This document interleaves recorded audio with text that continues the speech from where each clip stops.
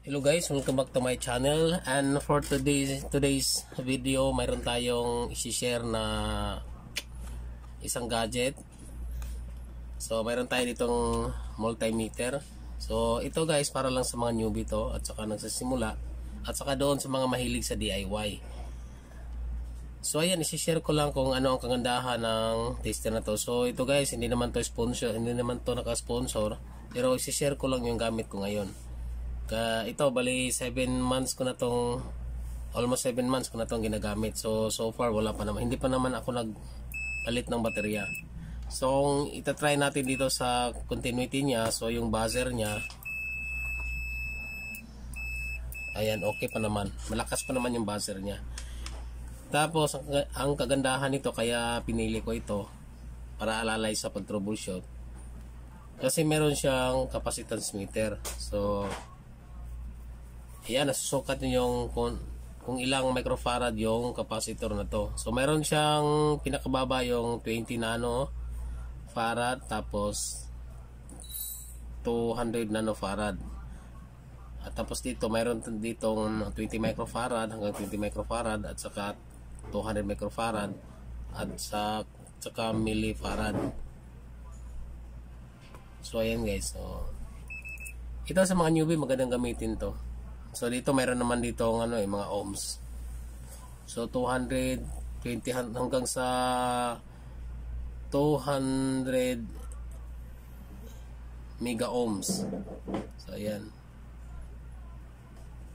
So tapos sa voltahe naman hanggang sa 800 volts.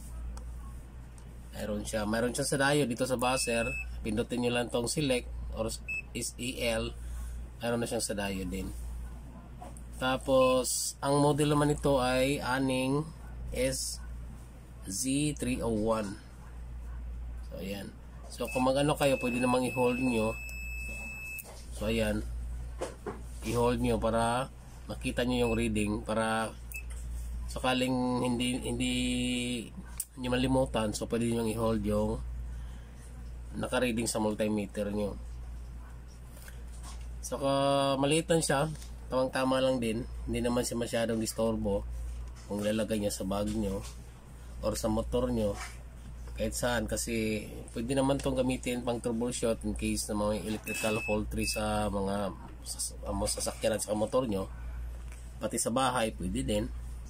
Pero hindi to sponsor, naka-sponsor guys ha, bali sinishare ko lang yung multimeter na to kasi maganda din gamitin medyo matibay din para sa akin. So ito, hanapin nyo lang sa sa mga online platform na na market. Yan, either sa Lazada or sa Shopee. So ayun, konting idea lang yung na-share natin ngayon, pero at least naman nakakatulong naman to sa inyo.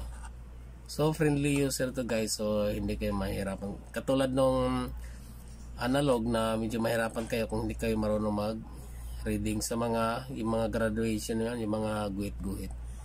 So dito digital, nakatatak agad kung mag-reading kayo ng battery, kung ilang voltahe. So ayan, tatatak agad yan.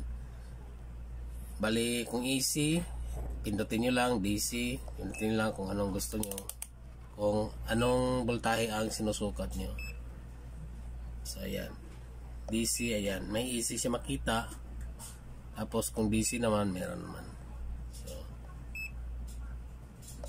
So siguro yung mga basic nito alam niyo na siguro, pero yung sinishare ko lang dito, yung punto ko lang talaga is meron siyang pang voltahe, meron siyang pang resistance, at meron siyang pang capacitance.